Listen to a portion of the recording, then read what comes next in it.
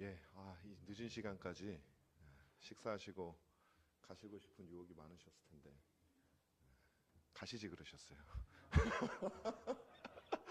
부담됩니다. 주제가 주제이니만큼 좀 최대한 적은 숫자가 있을 때 해야 되는데 생각보다 많은 분이 계셔서 조금 부담되네요.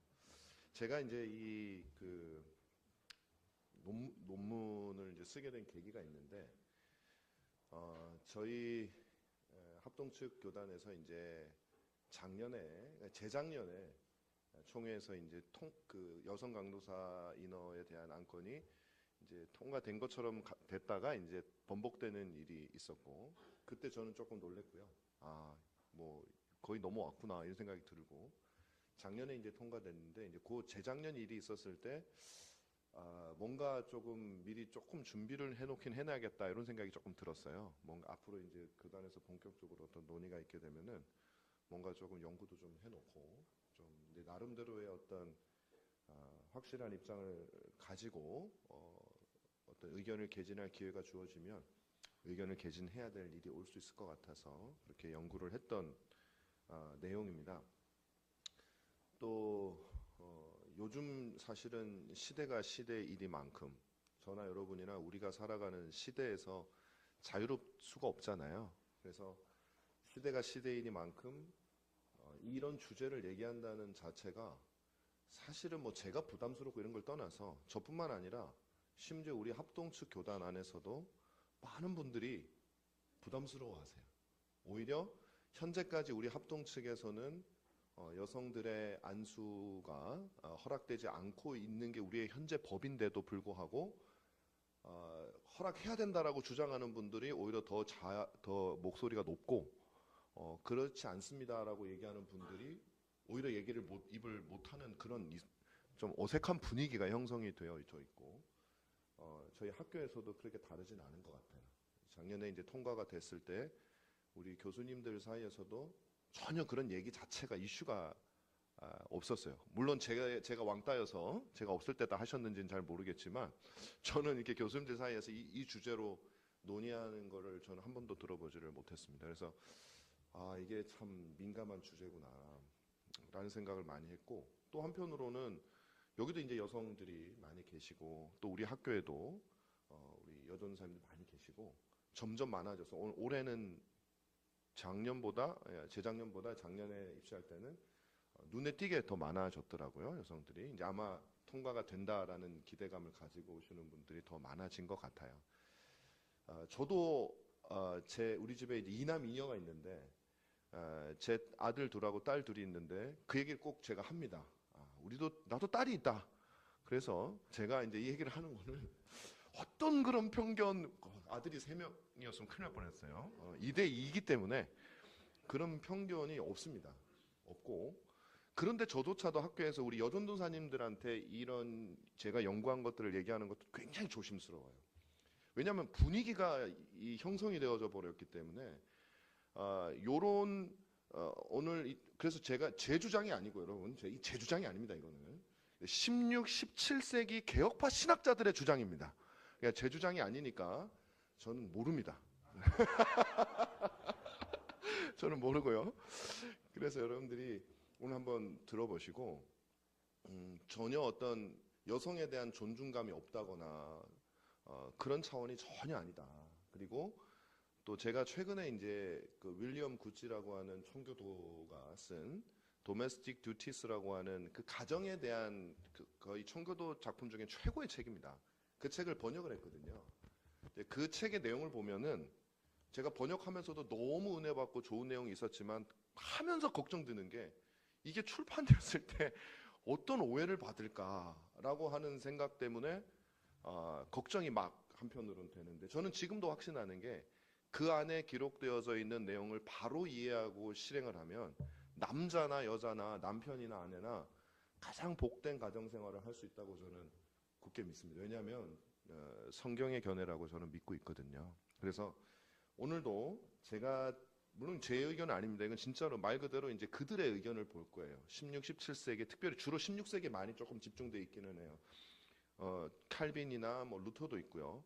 그 다음에 16세기에 그 2세대 종교개혁자들 주로 칼빈과 동시대.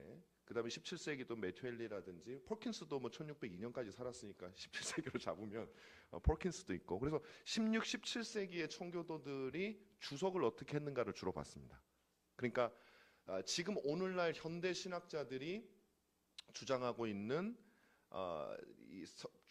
주로 이제 이 성경 신학자들이 많이 주장을 하고 있거든요. 그 본문을 주해한 다음에 이게 성경의 견해다 이런 식으로 얘기를 많이 하고 있단 말이에요.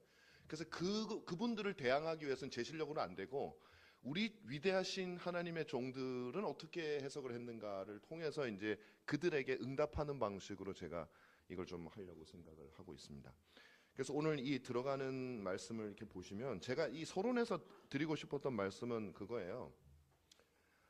많은 사람들이 과거에 여성 안수가 금지되었던 것들이 그 시대적인 상황 때문이었다. 다시 말하면 여성의 인권이 굉장히 연약하고 또 시대 정신이 남성 위주의 사회였고 그게 상식이었기 때문에 성경 해석을 그렇게 했다라고 많이들 주장을 하고 있는데 사실은 제가 볼 때는 성경 해석이라고 하는 것은 어느 시대든지 시대에 속한 사람들이 해석을 하는 거고 만약에 그런 관점으로 접근을 한다면 우리 시대의 성경을 해석하는 성경신학자들은 시대 정신이 없는 건가요?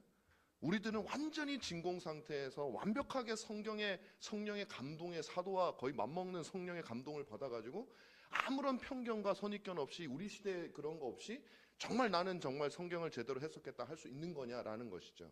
그래서 우리가 소위 말하는 단순히 그들의 성경 해석은 과거에 영향을 받았으니까 나는 내가 성경을 해서 이게 성경의 뜻이다라는 것은 굉장한 오만인 거죠. 나는 영향을 안 받는다라는 뜻이거든요. 그렇지 않습니다. 그래서 어느 시대의 성경 해석이건 성경 해석은 어느 정도의 영향을 받을 수밖에 없다. 또 그들이 제기하는 그 혐의로 과거의 사람들에게 자기들에게 제기되는 것이다라는 것을 우리가 분명히 해야 된다. 그래서 많은 분들이 내가 성경을 보고 내가 성경을 해석하면 그게 성경의 견해다라고 현대학자들일수록 그런 견해가 굉장히 많습니다. 근데 그거는 너무 큰 착각이에요. 그 시대에도 성령이 계셨고 그들도 성경을 보고 연구했는데 왜 우리 시대에만 가장 정확하다고 얘기를 할 수 있는가? 그렇지 않습니다. 제가 아까도 우리 학생들하고도 얘기를 나누고 제가 평소에도 늘 가지고 있는 생각이지만 18세기 이후로 이제 성경신학과 조직, 그러니까 사실은 그 전까지 제가 지난 강의에도 말했는데 한 사람이 역사 조직, 성경신학을 같이 하던 시대가 17세기 말까지 있었다가 18세기에 들어오면서 비평주의가 일어나서 성경을 공격하기 시작하면서 성경 신약 분야가 따로 떨어져 나오면서 어떤 현상이 발생했냐면 역사 조직을 배제하고 성경을 보는 법이 이제 유행을 하기 시작해 버렸어요. 그러면 그때부터는 어떤 일이 벌어지냐면 지금까지 교회가 지켜왔던 교리를 방어하거나 그것을 보존하기 위한 성경 연구가 아니라 처음에는 그렇게 시작했지만 비평주의에 대항하기 위해서 가면 갈수록 새로운 걸 발견해내는 지금까지 발견해내지 못한 어떤 것들을 발견해내는 것을 자신들의 주 임무로 삼는 경향이 자유주의 신학자들은 말할 것도 없고 그분들은 아예 그런 그 성령께서 교회사 가운데서 역사하시는 거에 대해서는 없기 때문에 내가 보고 학문적으로 접근하니까. 근데 심지어는 보수적이라거나 혹은 복음주의적인 분야에서도 그런 현상들이 나타나는 경향이 제가 조금 보여서 그럼 가장 좋은 건 뭐냐? 저는 한 사람이 하는 거라고 생각을 해요. 한 사람이 역사와 조직과 성경신학을 같이 할 때 자기가 세우고 자기가 보존해낼 것이 무엇인지 알고 그 속에서 하는 것이 굉장히 중요하지 않나. 제가 조금 세서 죄송합니다. 그래서 오늘 이 말씀을 통해서는 성경신학자들의 해석만 가지고는 우리가 객관적인 걸 담보할 수 없으니 어떻게 해도 안 되잖아요. 그거는. 그렇다면 우리가 과거의 역사신학적으로 접근해보는 방법을 한번 선택해보자. 그랬을 때 가장 좋은 시대가 어디일까? 저는 개인적으로 16세기와 17세기 여러 가지 이유가 있는데 제가 지난번에도 한번 이 비슷한 얘기를 했기 때문에 또 반복하지는 않겠습니다. 그 시대는 특별히 경건했고 또 중세가 지나고 난 다음에 성령의 특별한 역사가 있었던 시기였고 그 이후에 수많은 사람들이 동시에 일어나서 경건하고 또 성경을 잘 알고 성령의 역사가 일어나는 그 시기에 일어났던 성경에 대한 해석과 교리의 정립이 가장 성경에 가까운 시대라고 저는 믿고 있기 때문에 그래서 그 시대에 우리 신앙의 선배들은 이 본문에 대해서 어떻게 해석했는가라는 것을 여러분들과 함께 나누면서 조금 얘기를 나눠보도록 하겠습니다. 우리 그 페이지 수 하면은 105페이지입니다. 105페이지에 가면은 이제 성경 본문을 제가 세 개를 정했어요. 가장 대표적으로 이 여성 한수를 찬성하시는 분들이 주장하는 본문이 갈라디아서 3장 28절, 고린도전서 14장 34, 35절, 디모데전서 2장 11, 14절. 이게 어떻게 보면 여성 한수를 제일 반대하는 구절인데 이분들은 요걸 논박함을 통해서 여성 한수가 성경적이다라는 걸 이제 보이려고 노력을 했기 때문에 다시 그분들의 그 성경 해석을 칼빈이라든지 우리 종교개혁자들을 통해서 다시 논박하는 방식으로 제가 하겠습니다. 첫 번째로 볼 거는 뭐냐면은 갈라디아서 3장 28절입니다. 갈라디아서 3장 28절 말씀은 제가 거기 써져 있습니다. 한번 같이 한번 읽어보겠습니다. 시작. 너희는 유대인이나 헬라인이나 종이나 자유인이나 남자나 여자나 다 그리스도 예수 안에서 하나이니라. 뭐 이 말을 문자대로 보면 언뜻 느끼기에도 남자와 여자의 구별이라든지 그 모든 구별이 다 차별이 없어지는 것처럼 보이지 않습니까? 특별히 여기 보면 클라렌스 붐수마라고 하는 그 미국의 CRC, 여러분 CRC 칼빈 신학교 칼빈 칼리지가 있는 그 교단이거든요. 그 네덜란드 뿌리를 두고 있는 교단인데 아주 보수적인 교단이었지만 이제는 여성 한수를 90년대에 이제 받아들였어요. 그때 당시에 이 어떤 찬송론을 주장했던 사람들, 그 라인에 서 있는 분들이에요. 이분이 3장 28절을 어떻게 해석했냐면 그리스도 안에서 인간의 모든 차별이 제거됐다. 이는 단순히 신학적인 의미뿐만 아니라 사회적인 부분에 있어서도 어떤 직업이라든지 심지어는 이제 뭐 목회라든지 이런 것에 있어서도 남자 여자의 모든 차별이 다 없어졌다. 남성과 여성의 구분이 없어졌다. 이렇게 해석을 합니다. 그것에 대해서 우리 종교개혁자들과 개혁파 신학자들은 어떻게 해석했는지 보기엔 첫 번째 볼 것은 이제 마틴 루터거든요. 물론 루터가 뭐 개혁파다 말하기는 그렇지만은 그래도 칼빈을 비롯한 종교개혁자들이 거의 모든 종교개혁자들이 루터에게 진 빚이 많기 때문에 우리가 루터의 견해를 보는 것도 굉장히 가치가 있다고 생각합니다. 그래서 루터는 갈라디아서를 강의하면서 이 본문을 사실은요, 이 클라렌스 붐수만은 굉장히 사회적인 함유까지 뭐 신분, 지위 뭐 이런 것까지 다 철폐하는 개념으로 평등으로 봤지만 루터는 그것을 구원론적으로 이해를 하고 있다는 사실을 우리가 기억을 해야 됩니다. 그러니까 우리가 구원 문제에 관련되어져서 모든 차별이 없어졌다라는 얘기라는 것이죠. 3장 28절에서 평등에 대한 바울의 생각은 본문에서 언급되는 관계 외에도 훨씬 더 많은 관계에서 무한정 적용될 수 있습니다. 뭐 종이나 주인뿐만 아니라 뭐 사장이나 직원이나 뭐 다 적용이 될 수 있다라는 거예요. 근데 이게 사회적인 지위에서 똑같다라는 것이면 없애야죠. 사장이고 뭐고 다 없애야죠. 그게 아니라는 것이죠. 구원론적이다라는 겁니다.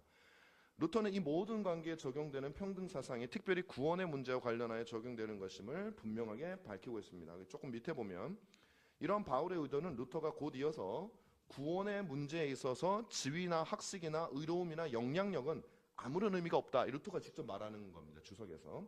그래서 루터는 철저하게 이 본문을 구원론적으로, 더 나아가 그는 오직 믿음으로 그리스도를 옷 입는 방법 외에는 사람이 가진 그 어떤 것도 칭의의 소용이 없으며, 칭이라는 말이 구체적으로 나오죠. 세상에 속한 모든 최고의 법이나 의식이나 종교나 행위도 죄와 죄책을 제거할 수 없고 죽음을 보내버릴 수 없으며 생명을 살릴 수 없다. 그런 의미에서 뭐 사장이나 종업원이나 남자나 여자나 뭐 돈 많은 사람이나 적은 사람이나 다 똑같다라는 것이죠. 칭의, 구원과 관련된 겁니다. 존 칼빈 같은 경우는 이제 조금 루터보다 한 세대가 늦지만 칼빈도 기본적으로는 어떻게 생각을 하냐면은 구원론적으로 생각을 합니다. 그러니까 초기 제가 그 다음에 날 폴킨스도 마찬가지지만 다 요 평등 개념을 구원론적인 의미에서 평등으로 약간의 차이는 있습니다. 그건 제가 잠깐 설명을 드릴게요. 여기 보면은 각주 8번 바로 옆에 보면은 우리가 주목할 점은 모든 차이가 없어지는 것이 아니라 그런 차이에도 불구하고 그들이 하나가 될 수 있다라는 것이다. 다시 말하면 칼빈은 차이가 없어진다라는 게 아니라 차이는 있어요. 근데 그럼에도 불구하고 하나가 될 수 있다라는 겁니다. 남자와 여자가 차이가 없어져 버리면은 그야말로 오늘날 극단적인 어떤 그런 성평등주의자들이 말하는 것처럼 뭐 내가 결정할 수 있어 하고 다를 바가 없는데 그게 아니라 그럼에도 불구하고 하나가 될 수 있다라는 것을 말하기 위해서다. 그래서 그리스도 안에서 하나다라는 말을 했다라는 것이죠. 그래서 하지만 이 말은 유대인과 헬라인, 종이나 자유인, 그리고 남자나 여자의 모든 구분이 사라졌다는 의미라고 확대 해석해서는 안 된다. 그 밑에 보면 9번 옆에 보면 칼빈은 이 구별이 제거되고 그 결과 주어진 하나됨을 루터와 마찬가지로 구원론적 의미로 보고 있다. 자, 계속해서 봅니다. 구별이 사라지고 하나가 되었다는 의미는 모든 사회의 계층적 질서가 사라지고 신분이 사라졌으며 모든 사회적 제약이 해제되었다는 의미가 아니다.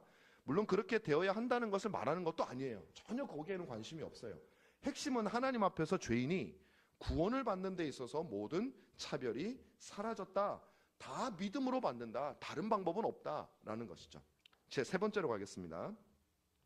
윌리엄 퍼킨스입니다. 우리가 흔히 말하는 청교도주의의 아버지 혹은 청교도 신학의 아주 중요한 기초를 낳았던 윌리엄 퍼킨스는 어떻게 해석했는가라는 것이죠. 비슷합니다. 윌리엄 퍼킨스도 구원론적으로 해석하는 것은 비슷합니다. 그래서 보면 여기 보면 이제 퍼킨스 세 번째 줄에 루터나 칼빈과는 달리 퍼킨스는 서두에서 이 구절을 기독교 신앙에 대해서 제기되는 반대에 대한 대답으로 제기를 합니다. 어떤 반대가 제기됐는데 어떤 반대를 제기하냐면 만약에 이방인들 중에 있는 모든 신자들도 하나님의 자녀이며 우리가 모두 한 그리스도의 옷을 입는다면 유대인과 이방인 사이에 아무런 차이가 없고 유대인의 특권이라는 것은 결국 아무것도 아니라는 것이 아니냐라는 반대가 제기됩니다. 퍼킨스는 이에 대해서 어떻게 설명을 하냐면 국가와 조건과 성이라고 하는 관점에서 보면 다양한 차이가 사람들에게 존재한다. 하지만 그리스도의 관점에서 보면 우리 모두는 하나다. 칼빈하고 비슷한 거죠. 이 다양한 차이를 가진 신자들이 하나가 될 수 있는 이유는 그리스도와의 연합 때문이다. 이것 때문에 구원론적이라 그러는 거예요. 우리가 그리스도와 연합되어지는 데는 아무런 차별이 없기 때문에 그리스도 안에서 연합을 되고 난 다음에 우리는 하나다. 그런데 여기서 이 문제는 간단치가 않다. 퍼킨스는 두 가지 질문에 대한 답을 통해서 이 구절의 의미를 더욱더 분명하게 설명합니다. 첫 번째 질문은 뭐냐면 모두가 그리스도 안에서 하나라면 위정자와 정부는 그리스도인의 사회에서 필요한가? 모두가 다 하나인데 무슨 위에 왕이 필요하고 다스리는 사람이 필요하고 그거 잘못된 거 아니냐라는 것이죠. 이에 대해서 퍼킨스는 그렇다. 이사야 선지자는 필요하다는 거죠. 이사야 선지자는 왕들은 내 양부가 되며 왕비들은 내 유모가 될 것이라고 말했다. 바울도 우리에게 임금들과 높은 지위에 있는 사람을 위하여 기도하라. 그 지위에 있는 사람을 인정하는 겁니다. 이는 우리가 모든 경건과 단정함으로 고요하고 평안한 생활을 하기 위함이다. 뿐만 아니라 부모를 공경하라는 5계명도 순종하라. 모든 것이 다 차별이 없어지면은 5계명이 없어져야 되는데 5계명도 순종해야 된다. 여기서 우리는 루터와 칼빈이 보였던 구원론적인 접근과는 약간 다른 그것도 있지만 플러스를 보게 됩니다. 퍼킨스도 신자 사이에 존재하는 차이가 사라지는 것을 기본적으로 구원론적인 의미에서 본다는 점은 차이가 없습니다. 그런데 어떤 차이가 있냐면 실천적인 의미로 내려가는 거 좀 밑에 좀 보면 그렇습니다. 위에서 보았듯이 비록 모든 신자가 하나이며 구원에 있어서는 차이가 없지만 실제 삶의 영역에서는 신분의 차이가 존재한다라는 것이죠. 그래서 그리스도 안에서 하나됨이 이 차이를 제거하는 것은 아니다. 여전히 신자들 사이에서 왕과 백성이 존재하고 왕은 하나님의 교회를 사랑하고 돌봐야만 신자는 왕에게 복종해야 된다, 높여야 된다. 뿐만 아니라 이 의무는 영원한 도덕범위 10계명, 5계명에 속한 거라는 거예요. 권위자들에게 순종하라. 그렇기 때문에 이건 없어질 수 없는 것이다라는 겁니다. 퍼킨스는 이렇게 얘기합니다. 신자들은 두 왕국의 통치를 받고 있다. 첫 번째 왕국은 이 세상의 왕국으로서 혈연과 신분과 성에 따라 다양한 차이가 신자들 안에도 존재하는 이 세상의 왕국입니다. 왕도 있고 신하도 있고. 두 번째 왕국은 하늘에 속한 왕국입니다. 그래서 성령 안에서 정의롭고 평화로우며 즐거운, 어떻게 보면 정말 차별이 없는 그런 왕국이죠. 자, 근데 문제는 이 두 번째 왕국에서 신자 간에는 차이가 없는데 교회는 뭐냐라는 교회.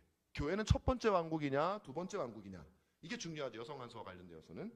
퍼킨스는 가시적 교회는 두 번째 왕국이 아니다라고 얘기를 해요. 하늘이 아니다는 거예요. 왜냐하면 그 안에는 참된 신자도 있고 거짓된 신자도 있기 때문에. 그래서 그 거짓된 신자도 위선자들은 성령에 의해서 다스림을 못 받아요. 그래서 이 세상 왕국처럼 질서와 권위가 있어야 된다라는 거죠. 차별이 존재할 수밖에 없다. 어떤 의미에서 차별이죠. 그 구분이 존재할 수밖에 없다라는 것입니다. 그래서 사실은 퍼킨스가 말하고 싶은 것은 교회 안에서 누군가가 다스리고 누군가가 복종하는 이 차이가 존재하는 것은 필연적이다라는 겁니다. 그게 바로 성경에서 지금까지 그때까지도 마찬가지지만 교회가 받아들여져 왔던 여성이 공적인 지위에 있어서 남성에게 복종해야 된다라는 그 원리다. 그 차이가 존재한다라는 얘기를 그렇게 얘기를 하는 것이죠. 이게 각주 14번 밑에 보면요. 각주 그 달려있는 코테이션 밑에 보면 퍼킨스는 복종을 두 종류로 구분하고 있습니다. 정치적인 복종이 있고요. 이건 뭐냐면 자발적이고 자신의 유익을 위한 거예요. 그러니까 우리가 정치적으로 복종하는 건 내가 자발적으로 하는 거라는 거예요. 나의 유익을 위해서, 편한 삶을 위해서. 죄의 결과가 아니에요. 반면에 죄의 결과로 주어진 복종인 강제적이고 고통과 비참함을 안겨주는 겁니다. 더 나아가 그는 주인과 노예의 관계도 신자 혹은 기독교와 병립할 수 있다고 생각합니다. 이게 사실은 우리 시대에 민주화되고 인권이 된 그 관점에서 보면 굉장히 폭력적으로 들릴 수 있어요. 노예를 정당화하잖아 이렇게 들릴 수 있거든요. 근데 여러분 한번 잘 생각해 보십시오. 제 얘기가 아니라 성경에도 보면 바울도 노예제도 철폐하자 뭐 그런 얘기를 안 하거든요. 그러니까 저는 노예제도를 옹호하자거나 뭐 그런 게 아니고 지금 그건 철폐됐고 저는 그게 더 좋다고 생각합니다. 됐으니까. 그런데 여기서 말하는 건 뭐냐면 복종의 관계가 항상 어떤 뭐 강제적이고 폭력적인 관계가 아닌 복종이 존재한다라는 것입니다. 그게 이제 가정 안에서의 남편 간의 관계도 이제 같이 가져오는 거죠. 교회 안에서 남성과 여성의 관계도 가르침을 같이 가져오는 겁니다.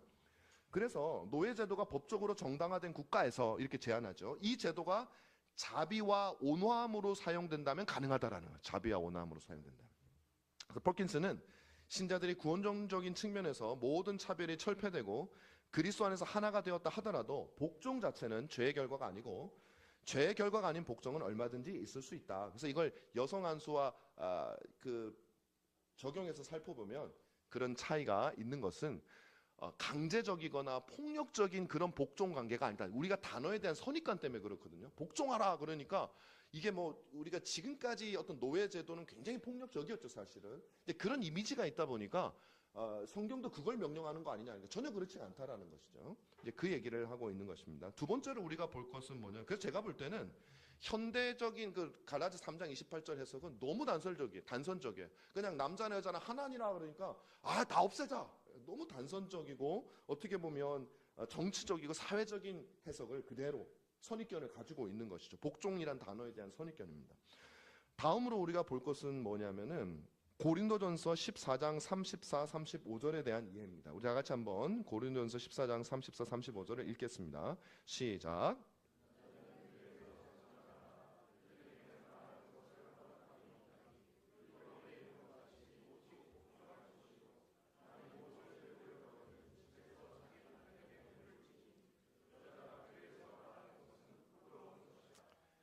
야, 그죠? 이게 참 우리 시대 요즘에 이 정신에 하면 우리가 교회에서 이 설교는 우리 목사님들이 어떻게 하시는지 좀 궁금해요. 아예 안 하시는지. 사실 에베소서 5장에 나와 있는 그 아내가 남편에게 뭐 순종도 아니고 복종이라는 단어로 표현되어 있는 이런 것들을 저는 정말 궁금해요. 어떻게 설교를 하고 있는지. 근데 사실 실제로 거의 못 들어본 것 같아요. 저도 보면은 그 본문을 설교하는 경우를 잘 못 듣고 정말 그 단어를 사용하는 경우도 거의 못 들어본 거예요. 왜냐하면 그게 우리 안에 그 주눅이 있습니다. 시대 정신과 다르면 비난받을 것에 대한 오해에 대한 이 두려움이 있는 것 같아요. 그래서 좀 주저하는 경우도 있는 것 같습니다. 근데 성경은 분명하게 우리에게 그렇게 얘기를 하고 있습니다. 여기서 보면 재밌는 거는 이 본문에 대해서 크레이그 키너라고 하는 사람은 사실은요, 이 본문에 대해서 많은 신약학자들이 특별히 여성 안수를 찬성하는 분들이죠. 이 본문이 후대에 삽입되었다라는 주장을 많이 한다 그래요. 저는 뭐 전문가가 아니어서 모르겠습니다. 근데 여기 각주를 보시면 이제 그런 내용들이 있어요. 사실은 이 고린도전서 말씀도 그렇지만은 다음에 보게 될 디모데전서 2장 말씀에 있어도 우리 대표적으로 김세현 박사님 같은 경우가 2장 12절 말씀이 본문의 안정성하고 안 맞다, 불안정하다. 그래서 후대에 삽입된 거기 때문에 그 본문 무시해라. 이렇게 말씀을 하시거든요. 저는 이 주장이 어마어마하게 폭력적이고 어마어마하게 이거 무시무시한 주장이라고 생각을 해요. 이미 어떻게든 우리가 하나님의 말씀인 정경으로 받아들이고 물론 그분은 저보다 훨씬 더 정경 형성 과정을 너무 잘 알고 또 더군다나 지금 우리가 받아들이는 이 신약 성경이 어떤 본문 비평을 통해서 잘 아셔서 그렇겠지만 아신다 하더라도 우리가 공인된 성경으로 받아들이고 있는데 그 본문 어떤 교리를 논의할 때 그 본문은 추가된 거 확정된 것도 아니고 내가 보기에 그런 것 같아 하면 논의가 더 이상 이걸로 질 수가 없는 거예요 사실은. 그리고 그거는 성도들에게도 우리가 보는 성경을 얼마나 불안하고 두렵게 만드는 행위입니까? 성경을 마치 인간들이 넣었다 뺐다 할 수 있는, 사실 이 부분에 대해서 좀 더 여러분들과 우리 뭐 제자들도 있지만 좀 더 얘기를 많이 나누고 싶지만 지금 그 시간은 아니지만 굉장히 이제 그런데 이 키너는 그건 아니에요. 그건 나는 이거는 후대에 삽입된 것처럼 생각하지는 않는다. 그런데 이 사람이 말하고 싶은 건 뭐냐면 가장 흔한 거죠. 고린도 교회라고 하는 특수 상황 속에서 주어진 것이다. 그 교회가 여성들로 말미암아 질서가 어지러져 있었기 때문에 그들에게 제한을 가는 것이다 라는 것입니다. 문제는 이게 정말 특수 상황이냐, 이 문제가 핵심이 되겠죠. 존 칼빈은 어떻게 말을 하냐면 이 본문을 주석하면서 이렇게 얘기합니다. 이 본문을 두 개의 주제로 나눠서 해석을 합니다. 첫 번째는 가르치는 직분과 복종이 함께 할 수 없다는 사실에 대해서 말하는 거죠. 다시 말하면 이 가르친다라고 하는 이 직분 자체가 권위를 더해주는 직분입니다. 예를 들면 저는 사실은 여성 안수 문제, 우리 교단에서도 이제 그런 얘기를 많이 해요. 여성 강도사가 아직 통과가 된 것이 아니지만 어쨌든 그 진행하기로 작년 총회가 된 거잖아요. 여성 강도사지 이건 목사 안수 준다는 게 아닙니다. 그러니까 괜찮습니다. 이렇게 들려요, 제가 듣기에는. 근데 사실은 목사냐 아니냐도 물론 그것도 이슈가 될 수 있습니다. 굉장히 중요한 문제지만 사실은 칼빈도 그렇고 많은 사람들이 여기서 강조하는 건 뭐냐면 가르치는 직분과 권위라고 하는 직분이 같이 간다라는 거예요.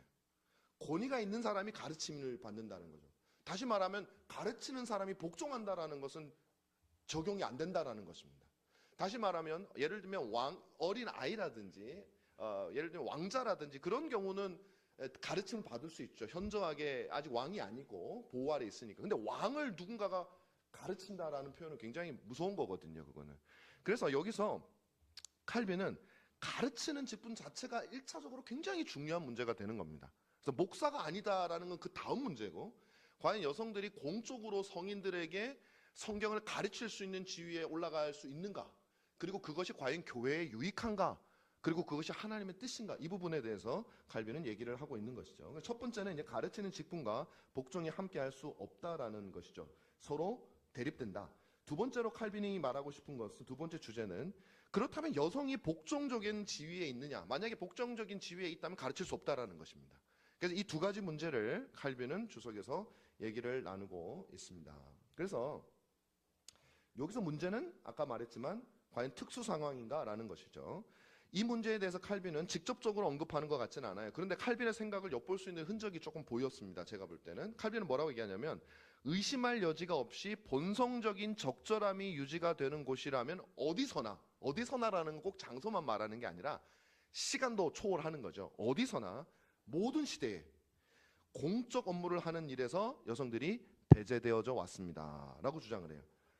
자, 이 말은 단순히 바울 시대나 칼빈 자신의 시대뿐만 아니라 인류 역사를 통해서 증명되는 본성적인 적절함이라는 거예요. 이건 내추럴이라는 거예요. 사회적인 영향을 받는 게 아니라 하나님이 우리에게 주신 본성적인 적절함에 속한 문제라는 것을 칼빈이 말하고 있죠. 또한 칼빈은 여성이 국가의 수장이 되는 현상을 상식의 명령을 거스른다. 상식의 커먼 센스라고 얘기를 해요. 자, 이건 뭐 그 시대의 커먼 센스를 말한다는 의미는 같이 보이진 않습니다. 제가 볼 때는. 결국 여성이 복종의 지위에 있다는 것을 본성적인 적절함 혹은 상식의 명령으로 표현한 것을 보면 칼빈도 교회 내에서 여성의 지위가 단순히 특정 시기나 지역에 한정되어서 변화가 가능한 원리로 보았다기보다는 시간과 장소를 초월하는 보편적인 원리로 이해했다고 보는 것이 더 타당하다. 자꾸 막 단어를 그들이 썼던 단어를 그대로 제가 쓰니까 저도 이 시대의 아들이라 어떤 부분에서 정말 오해할 수 있고, 여기 이제 우리 여전도사님이나 뭐 여성 우리 성도들도 계시고 한데 참 듣기가 어떠실까 이래 저도 의식이 좀 돼요. 근데 여러분 그런 오해하지 마요. 여러분 칼빈을 믿으십시오. 칼빈 얼마나 복되고 여성을 사랑하고 아끼고, 저도 그렇고 이남 이녀라니까요. 그러니까 여러분 혹시라도 그런 생각하지 마십시오. 그런 뜻이 아닙니다. 피터 마터 버미글리로 가보겠습니다. 여러분 아마 피터 마터 버미글리라는 이름을 많이 안 들어보셨을 수 있는데, 이 사람은 이제 로마 카톨릭의 스콜라 신학자, 아주 탁월한 신학자였습니다. 그 칼빈하고 거의 동시대 사람이에요. 그 시대에 굉장히 탁월한 로마 교회에서 이탈리아 사람인데 아주 잘 나가던 젊은 신학자였는데 이제 회심을 했어요. 그래서 이제 개혁파 신학으로 오게 됩니다. 그러면서 특별히 예정론이라든지 아니면 개혁파 성찬론에 상당히 많은 공헌을 합니다. 우리가 보통은 칼빈이 모든 걸 다 한 것처럼 생각하는데 사실 칼빈 물론 굉장히 탁월한 분이시지만 칼빈도 이 버미글리하고 그리고 또 그 외에 여러 당시의 동시대 개혁자들하고요 서신을 굉장히 많이 주고받아요. 그래서 예정론 형성에 있어서도 버미글리하고도 굉장히 많이 서신서를 왕래하면서 상호간의 그 교리를 발전시켜 나갈 만큼 당대에 탁월했던 사람이고, 나중에 이제 영국 가서 또 버미글리가 신학적인 기여를 하죠. 영국 개혁교회가 성장하는데. 자, 그래서 어쨌든 이 버미글리라고 하는 사람은 고린도서 11장 35절에 대해서 예언하는 지위가 여성에게 주어진 지위가 아님에도 불구하고 고린도 교회에서 여성들에게 그 지위를 부여했다라고 이렇게 얘기를 하는 것이죠. 그러니까 이것은 바르지 않다. 여성들에게 그런 공적으로, 예언은 설교거든요. 설교하는 직분이 옳지 않다라는 것입니다. 예를 들면 드보라나 안나, 마리아 같은 여인들이 존재가 가르치는 일이 여성에게 허락되었다는 예가 될 수 없는데, 여기서 이제 굉장히 중요한, 보통 우리가 여성 안수를 찬성하는 분들이 항상 내세우는 게 뭐냐면, 드보라 어떡할 거면 드보라. 지도자였잖아요. 가르쳤잖아요.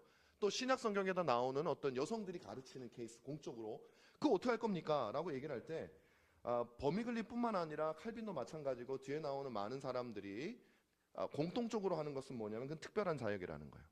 보편적인 사역으로 하나님께서 주신 것이 아니라 특별하게 어떤 기회에, 혹은 칼빈의 표현을 빌리면 성령이 특별하게 임재했을 경우에, 그래서 그것은 보편적인 원리로 주신 것은 아니다라고 얘기를 합니다. 자, 버미글리는 여성에게 가르침을 금하는 14장의 명령이 고린도전서 11장에서 바울이 여성들에게 머리를 가리고 예언하라는 명령과 상반되어 보인다는 사실에 대해서도 설명합니다. 이게 이제 찬성론자들이 많이 가지고 오는 그 주장이에요. 자, 특히 이 사실은 여성 안수를 찬성하는 학자들이 주요한 근거로 삼는 본문인데, 무슨 내용이냐면 버미글리는 고전 14장에서 여성이 설교하고 가르치는 것을 금하는 명령과 11장에 나오는 머리를 가리고 예언하라는 명령을 서로 상반되는 것으로 볼 뿐만 아니라, 이건 버미글리를 빼야겠네요. 그 사람들이, 그 여성 안수를 찬성하는 사람들이 상반되는 명령으로 볼 뿐만 아니라 11장이 뭐냐면 이 내용입니다. 11장에 보면 이 내용이에요. 3절에 보면, 그러나 나는 너희가 알기를 원하노니 각 남자의 머리는 그리스도요 여자의 머리는 남자여 그리스도의 머리는 하나님이시라. 4절에 무릇 남자로서 머리에 쓰고 나오고, 5절에 무릇 여자로서 머리에 쓴 것을 벗고 기도나 예언을 하는 자는, 이렇게 나오잖아요. 그러니까 이 사람도 어떻게 해석하냐면 바울이 여기서 여자들이 예언하는 걸 비판하지는 않았잖아. 머리를 벗고 하는 걸 비판했기 때문에 예언은 할 수 있고 벗는 게 문제다라고 그들은 주장을 하는 거예요. 그거에 대해서 버미글리가 어떻게 반응을 하는가라는 것이죠. 버미글리는 고린도 14장에서 고린도께서 벌어지고 있던 두 가지를 잘못을 지적했는데, 그러니까 다시 말하면 바울이 11장에서 제가 방금 읽었던 내용이 바울이 두 가지의 잘못을 지적했다라는 거. 하나는 뭐냐면 머리에 쓰는 거죠. 또 하나는 예언하는 거라는 거예요. 예언하는 것도 잘못됐고 머리에 쓰지 않고 쓰지 않는 것도 잘못됐고, 두 개를 잘못했는데 고린도전서 11장에는 그 중에서 머리에 쓰지 않는 것에 대해서 비판을 한 것이고, 나중에 14장에 가서는 예언하는 것에 대해서 비판을 한 것이다. 그래서 이 두 개가 모순되지 않는다라고 버미글리는 해석을 한 겁니다. 그는 바울이 제시하는 여성이 교회에서 복종하고 잠잠하여야 하는 이유에 대해서 주목합니다. 바울은 34절에서 율법에 이른 것 같이 복종할 것이오라고 말을 했는데, 다시 말하면 이 14장에서 율법에 그렇게 명령했으니 여인들은 복종하라 했는데, 그럼 그 율법을 뭐로 봤느냐? 버미글리는 창세기 3장 16절로 봅니다. 이게 종교개혁자들이나 개혁파 신학자들에게 요 구절이 굉장히 중요해요. 그게 뭐냐면, 하와가 범죄했을 때 하나님은 하와에게 뭐라고 얘기를 하냐면, 너는 남편을 원하고 남편은 너를 다스릴 것이니라, 그렇게 얘기하는. 그러니까 남편에게 복종하는 그 관계에 들어간다라는 명령인데, 그것을 여성의 설교하는 것과 관련해서 바울이 가져왔다라는 거예요. 같은 원리라는 얘기를 하고 있는 것입니다. 이것이 여성에게 보편적으로 적용된다라고 버미글리는 생각을 했어요. 그 시대만이 아니라. 이렇게 남성에 대한 복종 명령이 비록 하와에게 주어졌지만, 버미글리는 하와를 여성 전체를 대변하는 인물로 보고 모든 여성에게 보편적으로 적용을 합니다. 특별히 버미글리가 특별히 언급하지는 않는데, 우리는 이 맥락 자체가 교회 안이라고 봐야 되기 때문에 교회 안에서 그렇다는 거죠. 아니면 가정, 부부관계 속에서. 뿐만 아니라 디모데전서 2장 11에서 14절을 제시하면서 여성이 남성에게 복종해야 하는 지위에 있다는 것을 버미글리가 이 본문을 주석하면서 이걸 같이 제시를 해요. 하지만 여기서 우리가 눈여겨보아야 하는 것은 이 복종이 노예적인 복종이 아니라는 걸 또 제시를 해요. 그러니까 이 복종이라는 말을 하고서도 이 16세기 사람들임에도 불구하고 이것이 폭력적으로 보이거나 정말 우리가 인간의 부패성 때문에 나오는 그런 종류의 복종이 아니다. 이것은 아까도 이제 얘기했지만 퍼킨스가 주는 두 종류의 복종이 있는데 그 중에 첫 번째 해당되는 그런 비슷한 뉘앙스로 얘기를 합니다. 노예적인 복종이 아니다라는 것이죠. 자, 그 다음에 이제 세 번째로 이 본문과 관련돼서 볼 사람은 매튜 헨리입니다. 우리가 잘 아는 17세기, 18세기 걸쳐 살았던 우리 주석가죠. 개혁파 주석가 매튜 헨리는 어떻게 이제 해석을 했냐면은 칼빈과 마찬가지로 가르침의 직분이라는 것은 우월함을 나타냅니다. 권위를 나타내요. 여성이 남성을 가르칠 경우 복종해야 된다는 바울의 명령과 이건 명백하게 부딪힌다고 그렇게 보았던 것이에요. 그래서 여성이 남성의 다스림 안에 복종해야 된다 하는 지위에 있다는 것도 변할 수 없는 것이다. 다만 헨리는 여성이 가르치지 말라고 하는 원리가 절대 불변의 원리는 아니다. 앞에서 말씀했던 것처럼 예외적인 케이스가 있다라는 것이죠. 그게 언제냐 했을 때 바로 영감이 주어질 때. 그래서 마티엘은 이렇게 얘기합니다. 이와 같은 이유로 어떤 사람들은 이러한 일반적인 금지사항이 일반적인 경우에만 해당된다고 생각하여 신적 영감이라는 특별한 경우에는 여성도 말할 수 있는 자유가 있을 수 있다고 생각한다. 이걸 긍정합니다. 여기서 말하다라는 단어는 잠잠하다 혹은 설교하다라는 그 의미죠. 그래서 매튜 헨리는 여성이 교회에서 가르치는 것을 전적으로 부정하는 것은 아니다라는 얘기를 해주고 있습니다. 그 밑에는 같은 내용입니다. 그래서 칼빈이나 버미글리나 매튜 헨리나 여성이 가르칠 수 있는 예외적인 경우는 다 인정을 합니다. 근데 여기서 이제 재밌는 게 뭐냐면 그럼 이 예외적인 경우가 언제나 저는 그걸 되게 궁금했어요. 이 예외적인 경우가 언제 그러면 좀 구체적으로 그냥 성령의 영감 이렇게 막 얘기하면 우리가 못 알아들으니까 그걸 좀 구체적으로 좀 얘기를 해줬으면 좋겠습니다라고 속으로 생각하고 찾아봤는데 그게 잘 안 나와요. 여기 뭐라고 돼 있냐면 바로 남성과 여성의 일반적인 관계가 율법의 명령이며 여성이 교회에서 가르침으로써 하나님께서 정해주신 이 지위를 뒤집는 것은 수치라는 사실만을 이렇게 굉장히 강조하는 것이죠. 그러니까 저걸 어떻게 결론을 내느냐 이게 제 결론입니다. 매튜 헨리나 칼빈도 마찬가지고 이걸 구체적으로 얘기하지 않는 이유는 만약에 그 당시에 이 문제가 어떤 신학적인 이슈가 된다 우리처럼 그러면 아마 몰라서 못 쓸 수는 있겠지만 적어도 굉장히 그 케이스가 무엇인 더 연구를 많이 했을 수는 있을 것 같아요. 물론 답이 나왔는지는 제가 모르겠지만 근데 그런 언급 자체가 없는 걸로 봐서는 우리처럼 이 문제가 교회 안에서 문제로 대두되지 않았기 때문에 그렇게까지 연구할 가치를 느끼지 못했던 것이 아닐까라는 저만의 추측을 제가 해보는 것입니다. 결국 16세기 개혁파 종교개혁자인 칼빈과 버미글리와 17세기 잉글랜드 개혁파 종교도였던 매튜 헨리는 고린도서 14장 34, 35절에서 주어진 바울의 명령이 복종해야 한다는 여성의 일반적인 지위에 대한 문제가 아니라 단순히 고린도 교회의 특수한 교회 질서에 해당되는 문제로 환원시키려고 하는 현대 여성화수 찬송론자들과 의견을 달리한다. 이들은 공이 이 본문에서 언급되는 여성의 복종은 일반적인 원리로 주어진 것이기 때문에 1세기 고린도 교회와 그 주변의 몇몇 교회에만 적용되는 특수한 원리가 아니라 시대와 장소를 초월하는 보편적인 원리라고 그들은 생각을 했습니다. 자, 다음으로 마지막 세 번째입니다. 디모데전서 2장 11절에서 14절에 대한 이들의 이해를 한번 살펴보겠습니다. 다 같이 한번 읽어보도록 하겠습니다. 시작. 여자는 일체에 순종함으로 조용히 배우라. 여자가 가르치는 것과 남자를 주관하는 것을 허락하지 아니하노니 오직 조용할지니라. 이는 아담이 먼저 지음을 받고 하와가 그 후며 아담이 속은 것이 아니고 여자가 속아 죄에 빠졌습니다. 이 본문은 그 이유까지도 두 가지가 제시가 돼 있죠. 저는 이제 사실은 이 논문을 쓰기 전에는 개인적으로는 디모데전서 2장이 제가 여성 안수를 반대하는 가장 큰 이유였어요. 제가 그때 생각했던 것은 뭐냐면 이 논문을 쓰면 좀 더 디테일하고 구체화된 건 맞지만 그때 생각했던 것은 막연하게 바울이 여성들이 교회에서 가르치거나 공적으로 하는 것을 금지하는 분명하잖아요. 이 문구 자체는.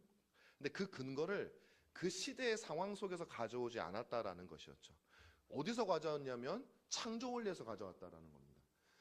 근데 만약에 바울이 이게 그 고린도 교회 당시에만 적용되는 원리임에도 불구하고 자기 마음대로 창조해서 가져왔다면 물론 그러면 성경이 쓰여지지는 않았겠죠. 근데 만약에 그랬다면 그건 되게 월권인 것 같아요. 제가 볼 때는. 그 당시에 여성들의 문제 때문에 어떤 뭐 여성들이 어떤 문제를 일으켰다든지 아니면 그런 그 뭐 관습이 그랬다든지 그러면 그 이유를 썼어야지. 왜 자기가 뭐라고 창조의 원리를 가져 마치 이것이 보편적인 원리인 것처럼 그렇게 제시를 했어요. 그게 이제 제가 가지고 있었던 의문이었고, 이 부분이 해결되지 않을 때 저는 제 양심상 여성 안수를 찬성할 수 없겠다라고 늘 생각을 해 왔었습니다. 그런데 이제 이 본문을 공부하다 보니까 이것이 조금 더 디테일하게 적용되는 우리 종교개혁자들의 해석을 볼 수가 있었어요. 먼저 그 전에 여성 안수 찬성론자인 필립 페인이라고 하는 사람이 이 본문을 어떻게 해석하느냐, 이거를 거짓된 가르침에 대한 경고라고 해석을 해요. 기가 막히게 해석을 합니다. 특히 여성들이 거짓 교사들에게 많이 속아 넘어갔어요. 그 당시에 특히 영지주의자들한테 속아 넘어간 거예요. 그래서 영지주의자들이 뭐라고 가르쳤냐면, 하와가 아담보다 앞서서 그에게 생명을 주었고 속지 않고 지혜롭게 지식을 주는 나무의 열매를 먹었다, 그렇게 얘기를 하는 거예요. 그러니까 영지주의자들은 거짓을 가르쳤는데 여자들이 그 영지주의자들에게 잘못 듣고, 그 당시에 잘못 듣고 그걸 막 퍼뜨리고 다니니까 여자들은 조용해, 이렇게 이제 이해를 했다고 페인은 주장을 하는 것입니다. 그래서 아주 특정한 시기에 그 상황에 따라서 그렇게 할 수밖에 없어요. 사실 여성 안수를 이 세 가지 아주 이들에게는 굉장히 넘기 힘든 허들이거든요. 이 본문이, 이 세 본문을 해석하는 방식은 거의 비슷해요. 본문이 문제가 있다, 본문이 후대에 첨가됐다, 요거거나 아니면 그 당시의 문제다, 요렇게밖에 할 게 사실은 없습니다. 너무나도 명확한 구절이기 때문에. 그것에 대해서 우리 종교개혁자들은 어떻게 했는지 한번 보겠습니다. 먼저 존 칼빈입니다. 존 칼빈은 이렇게 합니다. 그렇다면 어떻게 해석했는가? 칼빈은 여성이 남성에게 복종해야 하는 지위에 있는 두 가지 이유를 제시합니다. 하나는 타락 이전에 주어진 창조의 원리이고, 다른 하나는 죄로 인하여 부과된 원리다.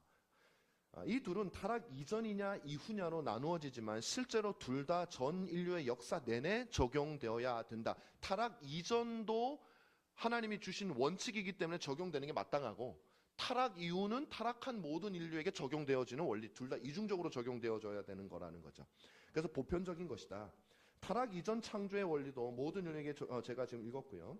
그런 의미에서 여성에 대한 복종 명령은 칼빈에게 있어서 이중 명령이다. 더 나아가 칼빈은 버미글리와 마찬가지로 창세기 3장 16절을 여성에게 주어진 복종 의무를 규정하는 율법이라고 생각했다. 그러니까 칼빈은 삼중적으로 이 명령을 어떻게 보면 확고하게 이해를 해버리는 겁니다. 또한 드보라와 같은 구약의 여성 지도자도 마찬가지로 하나님의 성령에 의해서 초자연적으로 부르심을 받은 예외적인 경우라고 말하는 인식에 있어서 버미글리나 매튜 헨리와 칼빈 동일했다. 심지어는 그는 당시 남성 지도자가 없어서 어쩔 수 없는 선택이며 동시에 남성들의 나약함을 책망하기 위한 방책이었다고 해석합니다. 그러니까 드보라라든지 이들이 그런 특수 환경도 있었고, 아니면 특별한 성령의 은혜를, 그러니까 특수 환경 플러스 성령의 특별한 은혜가 같이 있었기 때문에 여성들에게 한시적으로 그거야말로 그 시대에 맞게끔 적용되어진 원리라는 것이죠. 그러나 칼빈은 이러한 남성과 여성의 관계에 대해서 바울이 제시한 첫 번째 근거, 곧 여성이 남성보다 먼저 창조되었다라는 사실에 대해서 의문을 제기합니다. 이게 참 재밌어요. 그는 세례 요한과 그리스도의 관계에서 보듯이 단순히 출생의 순서가 느리다는 것이 반드시 복종의 의무를 져야 한다는 당위성을 부여하지는 않는다. 그러므로 아담과 하와 사이에 존재하는 다스림과 복종의 관계는 단순히 누가 먼저 창조됐냐 문제가 아니다. 예를 들면 부부 관계에 있어가지고 여성, 요즘 연상의 여인하고 결혼하는 게 얼마나 많습니까? 그럼 여자가 먼저 태어났으니까 그 집은 여자 먼저 태어난 분 말을 들어야 되고, 남자가 먼저 태어난 집은 그렇게 해야 되냐? 이제 그렇지 않다. 그러니까 단지 누가 먼저 출생일이 먼저냐, 이런 어떤 그 물리적인 개념의 문제가 아니다. 그럼 뭐의 문제냐? 하나님이 왜 그런 순서를 주셨을까에 대한 하나님의 의도를 간파해야 된다 이거예요. 의도를. 왜 남자를 먼저 나게 하고 여자를 그 다음으로 줬느냐? 자, 요 말에서 이렇게 얘기합니다. 지금 모세가 보여주고자 하는 것은 그 여성 하와가 나중에 창조되었는데, 이는 그녀가 그 남성에게 속한 일종의, 제가 이거를 번역할 때 어떻게 다른 걸 써보려고 노력을 많이 했는데, 제가 뭐 라틴어를 본 거 아니었기 때문에 영어로 지금 이거 봤기 때문에 부속물이라고 이제 했습니다. 이게 뭐 여러분 칼빈이 다른 곳에서, 그러니까 항상 우리는 그렇게 해야 돼요. 이런 조금 우리 시대에 받아들이기 힘든 어떤 용어라든지 이런 게 사용되면 그 시대에 어떻게 사용되는지 봐야 되고, 그 다음에 그 사람이 이 같은 주제에 대해서 다른 곳에 어떻게 해석했는지를 보고서 이걸 해석하면 되는 거죠. 그죠? 그랬을 때 이 부속물이 우리가 생각하는 것처럼 언제든지 뭐 갖다 버릴 수 있고 뭐 있어도 그만 없어도 그만 그런 부속물이 아니라는 거는 우리가 너무나도 분명하기 때문에 굳이 제가 변명을 안 하겠는데 해버렸네요. 예, 그렇게 됐습니다. 쉽게 말하면 아담과 하와보다 더 늦게 창조된 이유는 하와가 늦게 창조된 이유는 하와가 아담에게 속한 존재로서 아담과 결합하여 그에게 순종하기 위해서 가까이 있어야 했기 때문이다.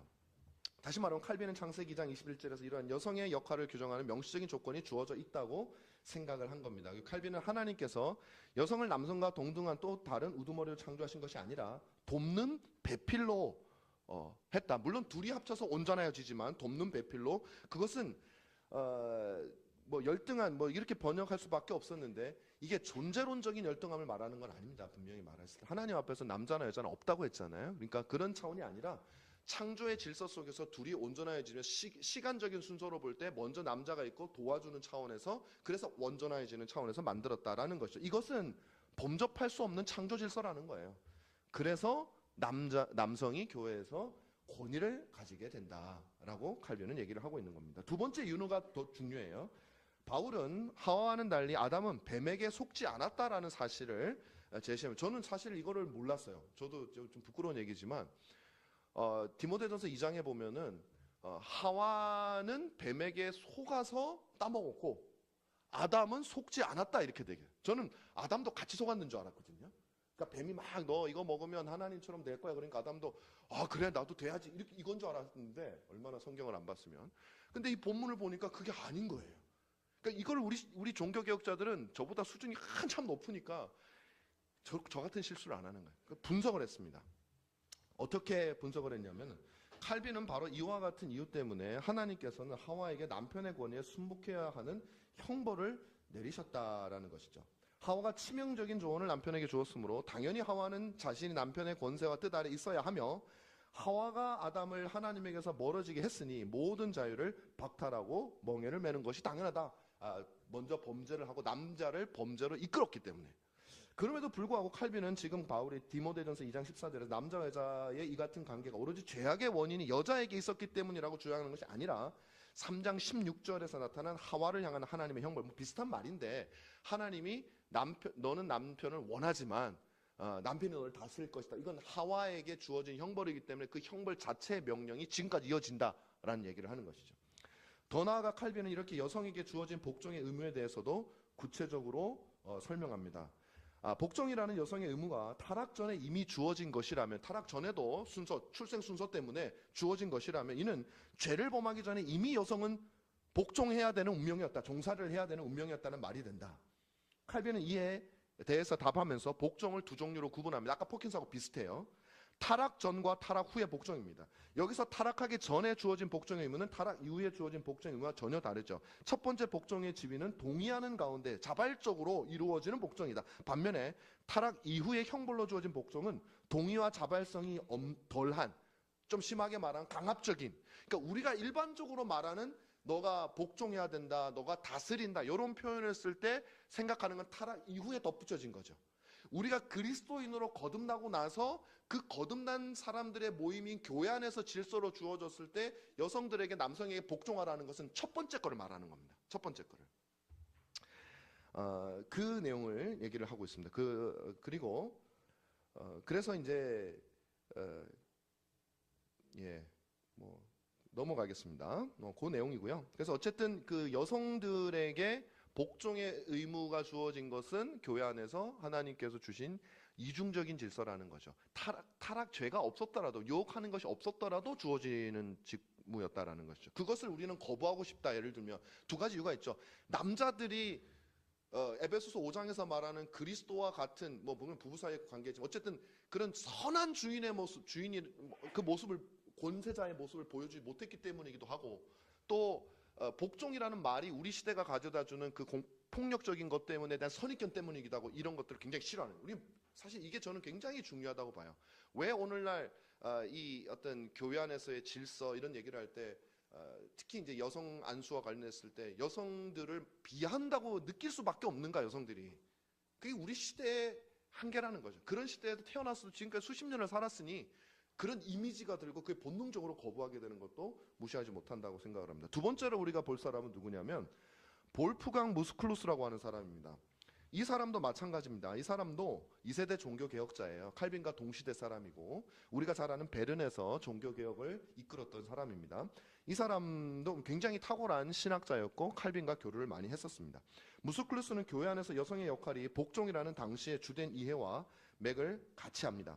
그는 여성들이 가르칠 수 없고 조용해야 하는데 그럼에도 불구하고 여성들은 복종하는 지위로 인해서 자신이 가르치지 못하고 불평해서는 안 되고 오히려 구원의 도리를 배울 수 있는 특권을 가지고 있다고 생각해야 한다고 말한다. 발상의 전환이죠. 발상의 전환. 내가 가르치지 못한다고 난 너무 이 세상은 가르치는 사람에게 모든 권세가 있고 좋은 거라고 얘기하는데 내가 가르치지 못하니까 나는 불행해 이렇게 생각하지 말고 나는 배울 수 있는 특권을 가지고 있다 라고 생각을 하라는 것이죠. 그게 성경적인 질서에서는 특권이 맞습니다. 우리가 그리스도에게 복종하는 것, 우리가 우리의 신랑이신 그리스도에게 복종하는 것이 특권이잖아요. 그런 것처럼 성경적인 질서 속에서는 그렇게 생각할 수 있다고 무스클루스는 우리에게 말하고 있는 것이죠. 제가 이거 조금 넘어가겠습니다. 시간이 지금 많이 돼가지고 넘어가고 마지막 에드워드 리만 조금 하고 결론으로 가도록 하겠습니다. 세 번째로 에드워드 리입니다. 이 사람은 1602년에 1671년 영국의 청교도라고 할 수 있죠. 이분은 놀랍게도 목회자가 아니었습니다. 그런데 이분이 쓴 신학 작품이 굉장히 탁월해요. 그래서 17세기 개혁파 정통주의 신론이든지 어떤 신학적인 작업을 할 때 에드워드 리를 무시할 수가 없어요. 우리가 익히 잘 알고 있는 청교도 목사들 만큼이나 혹은 그 이상이나 탁월한 사람이 에드워드 리라고 하는 사람입니다. 이 사람은 디모데전서 2장 11절을 목사도 아닌데 주석을 하면서 교회 공적 모임 가운데 질서가 유지되기 위해서 여성에게 어떤 권세가 주어져서는 안 되고 또 설교를 허락해서도 안 되는 세 가지 이유를 얘기합니다. 첫 번째는 남자, 여기서 영어로 man이라고 되어 있습니다. 관사가 없어요. 남자에게 순종해야 하는 그들, 여성들 상태 때문에 남자에게서 가르치는 권세를 찬탄해서는 안 되기 때문이며, 둘째는 남자들을 섬겨야 하는 복수입니다. 그들의 기능과 관계에 있는데 아담이 하와보다 먼저 창조됐을 뿐만 아니라 하와가 아담을 위해서 창조되었다. 마지막으로 여성이라는 그들의 성이 가진 약점 때문이다. 리는 바로 여성이 남성보다 더 사탄에게 열려있다는 사실이 그 약점이라고 주장한다. 이거는 조금 오해하지 않으셨으면 좋겠어요. 왜냐하면은 하와가 먼저 유혹을 당했잖아요. 근데 저는 이거를 조심스럽긴 합니다. 조심스럽긴 하는데 저도 이제 자녀들을 남자 여자들 이렇게 키워보니까 확실히 차이는 있어요. 여성들이 가지고 있는 특징이 있고 우리 딸들도 그렇고 남자애들이 가지고 있는 특징이 좀 있다. 어떤 게 우월하다고 저는 얘기를 하진 않아요. 왜냐하면 모두가 하나님께서 주신 특징, 계약된 게 아니라면 주신 특징이니까. 이 둘이 합쳐졌을 때 가장 온전하여지기 때문에 저는 가치 있다고 생각을 하거든요. 그런데 이 리는 뭘 어떻게 해석을 하는 거냐면 그게 하와의 경우를 보편적으로 적용하면서 여성들이 어떤 진리 문제에 있었을 때 분별력, 이 앞에서 제가 뛰어넘었던 무스클루스도 같은 얘기를 해요. 진리 문제에 있어서의 분별력에 있어서는 논리적으로 분별하는 것에 있어서는 보편적으로 평균적으로 보면 남성들보다 약하더라. 그렇지만 다른 면은 더 강한 면이 있겠죠. 근데 우리 기독교 신앙은 뭐냐면 진리를 수호하고 진리를 지켜나가는 일이 어마어마하게 중요한 일이잖아요. 그 외에 우리가 따뜻하게 품어주고 안아주고 돌봐주는 것도 이 진리와 결합될 때 온전하여지고 정말 탁월한 능력을 발휘하는 정말 필수적인 요소지만 진리가 흔들려 버리면 아무리 따뜻하고 아무리 엄마 같은 따뜻함이 있어도 교회가 교회되지가 않는 거잖아요. 그래서 진리를 다루는 일에 있어서만큼은 남성들에게 하나님이 그 부분을 준 것이다 라고 해석을 하는 것 같아요. 이 부분은 또 어떤 분들은 이런 얘기를 하면 또 이렇게 얘기를 합니다. 여성들은 그럼 다 남자들보다 떨어집니까? 그렇지 않죠. 요즘에 사법시험도 보면 여자들이 더 많이 붙고요. 무슨 시험 보면 더 잘하기도 해요. 그런데 개개인으로 보면 남자들보다 탁월한 여성들도 얼마든지 많이 있지만 그런 이게 보편적인 원리로 오픈을 시켜버리면 탁월한 여성들만 되는 게 아니라 보편적인 사람들이 다 하게 될 경우에 나타나는 위험성을 하나님께서 원리적인 측면으로 제한한 것으로 이해를 하고 있는 것이 아닌가라고 저는 해석을 합니다. 이건 제 해석입니다. 네가 노골적으로 이렇게 쓰진 않아요. 그런데 저는 그렇게 적용을 한번 해봤습니다. 자, 그래서 어쨌든 그래서 첫 번째 이유를 제시할 때는 순종을 받는 주체를 아무런 관사가 없는 일반 명사 남자로 표현하죠. 그러니까 이 왜 man이라고 단수로 쓰는데 관사가 없어요. 그냥 일반적인 모든 남자를 얘기하는 거죠. 그 다음에 에드워드 리의 입장입니다. 그 다음에 복수로 남자를 씁니다. 다시 말하면 지금 하와에게 적용하고 있는 에드워드 리의 주해는 아담이라고는 한 사람에게 적용되어지는 게 아니라 남성들 전체에 대해서 교회 전체 질서, 그러니까 보편적인 시공간을 따지지 않는 보편적으로 적용되는 원리로서 에드워드 리가 해석을 하고 있다라는 얘기를 하고 있습니다. 여성이 가진 복종적 지위에 대한 바울의 두 번째 근거는 타락과 연결되어 있습니다. 에드워드 리가 설명하는 겁니다. 이에 대해서 리는 사탄에게 속았던 하와는 달리 아담은 사탄의 말이 사실이 아니라는 것을 알고 있었으며 아담은 사단에게 속은 것이 아니라 자신의 아내인 하와의 간청에 못 이겨서 금지된 과일을 먹었다고 추정한다. 그래서 그는 선악과를 먹은, 제가 지금 했던 내용입니다. 사실은 제가 미리 좀 설명을 해버렸는데 그 내용이 지금 여기에 그대로 담겨져 있습니다. 자, 그래서 나가는 말 조금 위에 보면 제가 한번 그래도 읽어볼게요. 제가 해석한 거로만 너무 이해가 되면 그러니까. 자, 그렇다면 분명히 여인은 속아서, 하와는 속아서 먹었고 아담은 속지 않았음에도 먹었다면 잘못의 크기로 따지면 아담이 더 크죠. 그건 무스클루스도 인정하고 에드워드 리도 인정을 해요. 그럼에도 불구하고 왜 하나님께서는 죄의 크기와는 상관없이 남성이 여성을 다스리게 했을까? 그 얘기를 물어보고 있는 겁니다. 그게 이제 제가 설명했던 것처럼 나가는 말 바로 위에 결국 리는 여성이 교회와 가정에서 남편에게 복종해야 하는 것은 특정한 시기와 장소에 국한된 명령이 아니라 그 바로 위군요. 여인들이 가진 연약함에 따라 복종의 지위를 정하셨다고 한다. 그 부분에 있어서 교회를 다스리고 인도하고 하는 그 부분에 있어서는 연약함이 있다라는 거, 남자에 비해서 그 얘기를 이해하는 것 같습니다. 자, 나가는 말씀을 드리겠는데 전체를 요약한 겁니다. 여러분 한번 보시면 되고요. 제가 하나만 좀 말씀을 드리겠습니다. 여성 안수를 찬성하는 분들은 보통의 경우는 갈라디아서 3장 28절을 절대적인 구절로 봐요. 그러니까 다른 구절을 해석하면서 해석의 근거를 갈라디아서 3장 28절을 봅니다. 여기에 남자와 여자가 하나라고 하지 않았냐? 그러니까 이 구절은 여기에 근거해서 이렇게 해석해야 돼. 이 두 개가 모순되는 걸로 본단 말이에요. 그런데 우리 종교개혁자들이나 17세기 개혁파 신학자들은 모두가 다 각자가 다 가치를 가지고 있어요. 독립적인 가치를 가지고 있고 어느 한 것에 의존하는 것이 아님에도 불구하고 이 구절들을 다 조화시켜서 해석을 하고 있다는 겁니다. 어디에도 갈라디아서 3장 28절이 기준이 되거나 확실하다는 증거는 없습니다. 그렇게 봤을 때 이들의 해석은 분명히 성경에서 적용되어지는 이 원리가 보편적으로 적용되는 원리다라고 해석을 할 수 있을 것 같습니다. 이상입니다. 예. 어떻게 해야 되나요? 질문해 주시면 되겠습니다. 네.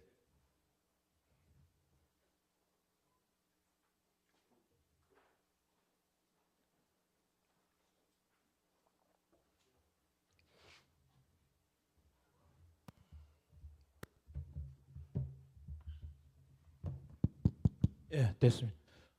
오늘 잘 배웠고요. 이번에 주제가 정치 직분 예배인데 오기 전까지 제가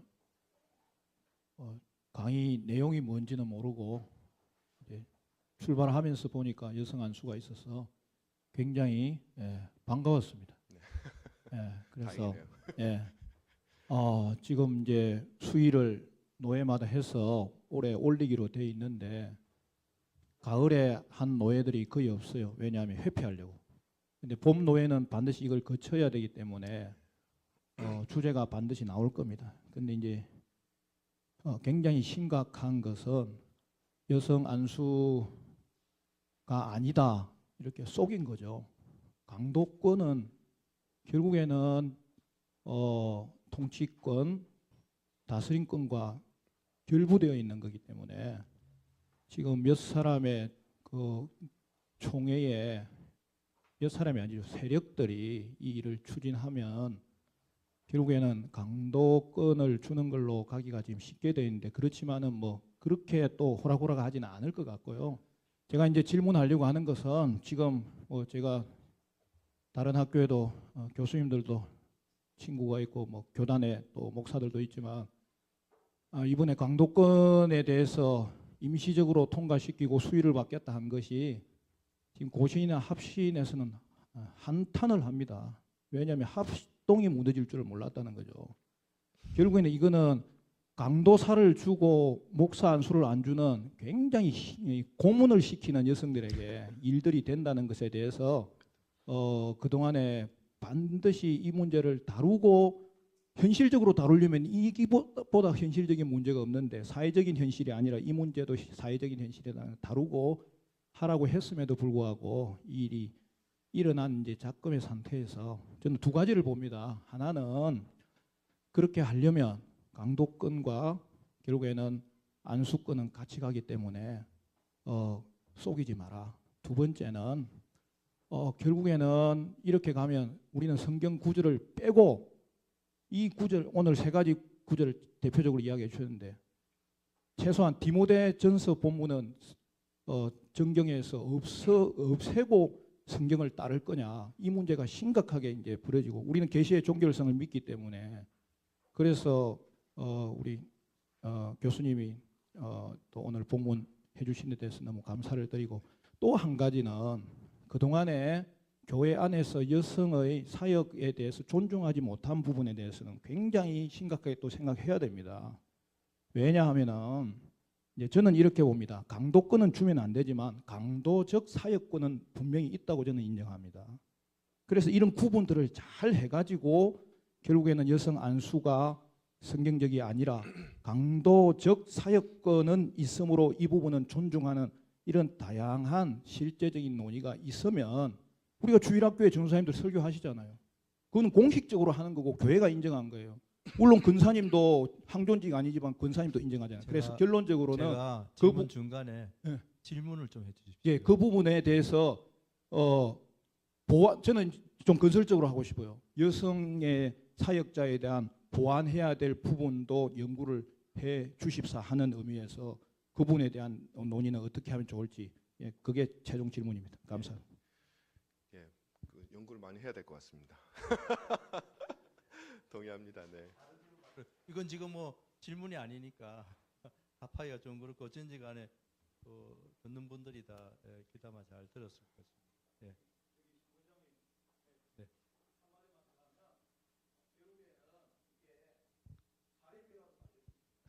네. 그거는 네. 네. 알겠습니다. 네, 잘 들었습니다. 이제 질문을 좀 해주시기 바랍니다. 질문이 많이 나올 줄 알고 제가 마음에 긴장을 했는데 너무 안 나오니까 또 받고 싶기도 하네요. 네, 안녕하세요. 네, 저는 그 그 일반 일어나셔가지고 안녕하세요. 자기 소속하고 이름. 네, 저는 소속은 저 합동 측에 다니고 있는 일반 이제 그 성도인데요. 그 솔직히 여성 안수 문제에 대해서 저 같은 경우에는 예전에 다른 이런 신학 세미나를 통해서도 그 목사님께서 말씀하신 것들에서 솔직히 설득이 됐었거든요. 제가 여성이기 때문에 그것들이 우리가 그 뭐라 해야 되지? 그 로마서의 말씀이 있잖아요. 이 시대를 본받지 말고 하나님의 뜻을 따라야 된다고 생각을 하는데 성도 입장에서 봤을 때 교회에 정말 오직 성경으로 가는 방향에 맞을까라는 고민들이 있는데 네. 그래서 지금 저 같은 경우에는 지금 교회를 옮겨야 되나 마나 이런 부분들이 있어요. 왜냐하면 제가 섬기고 있는 교회도 여성 안수 부분을 좀 이제 담임 목사님께서 언급을 하셨어요. 그래서 그 부분에 대해서도 이제 제가 느꼈을 때는 거의 찬성하는 분위기적인 부분들이 있으니까 언급하기도 좀 어렵고 그렇다고 제가 그런 거를 신학적으로 설명을 할 수는 없더라고요. 논리적으로 정의를 할 수도 없고 그래서 참 그 성도 입장에서는 어떤 좀 태도를 가져야 되는지 교회 안에서 좀 지혜롭게 어떻게 성도로 살아야 되는지 답변을 주시면 감사하겠습니다. 그거는 네. 제가 답변을 드려야 될 게 여기 신학교 교수이기 때문에 답하기가 상당히 어려운데 개인적으로 한번 질문을 해서 답을 해주는 게 나을 것 같고요.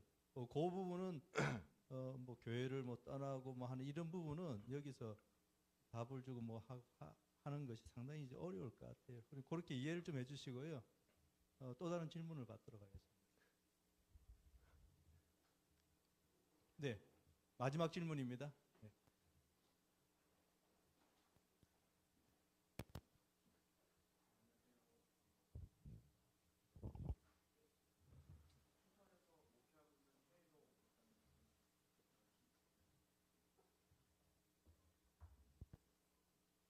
네, 저는 기성에 속해 있는 목사고요. 오늘 참 유익하고 좀 좋은 강의 너무 감사합니다.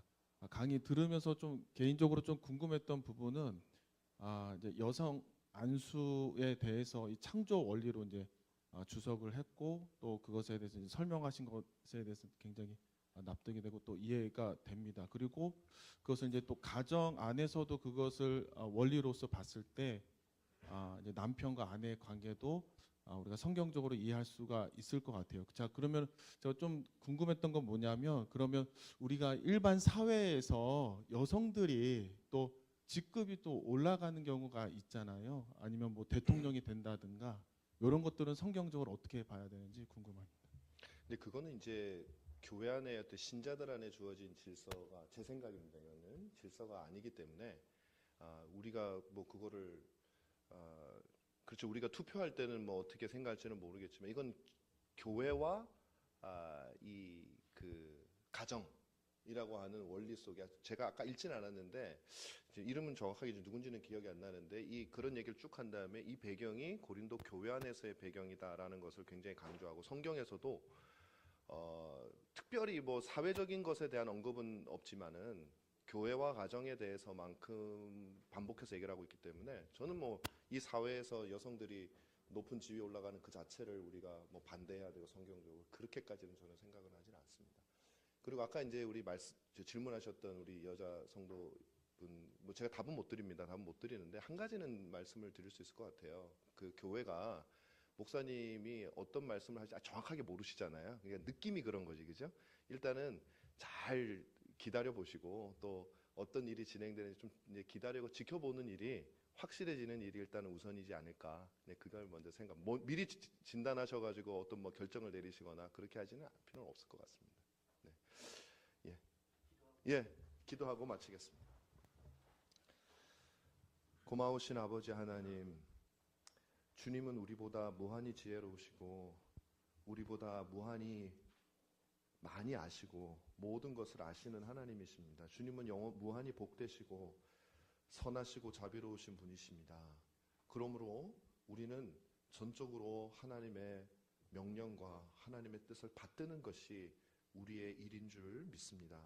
복되신 하나님, 감히 우리가 하나님의 말씀을 우리의 뜻으로 해석하려 들거나 하나님의 말씀을 왜곡하려고 하는 우리들의 교만한 시도가 없어지도록 도와주시고 특별히 이 시대에 또 교회 안에서 그런 일들이 없어질 수 있도록 도와주시며 정직하게 우리 신앙의 선조들이 경건하고 박식하고 정말 하나님의 조명을 많이 받았던 우리 선배들이 걸어갔던 그 길들을 우리가 잘 따라가며 주의 진리를 공고히 해나가는 그런 우리 모든 성도들과 한국 교회가 될 수 있도록 도와주시옵소서. 여성 안수의 이 문제, 여성 강도권의 문제, 주님 결코 주님의 가르침에서 벗어나지 않도록 합동 측 교단도 주님께서 지켜주시고 또 이 땅에 수많은 주님의 참된 교회들을 주께서 붙드사 순결한 신부로 주께서 세워주시옵소서. 혹시 우리가 말해야 될 때가 있다면 두려워하지 않고 말하고 외칠 수 있는 저희들이 다 될 수 있도록 용기와 지혜를 허락하여 주시옵소서. 예수님 이름으로 기도하옵나이다. 아멘. 감사합니다.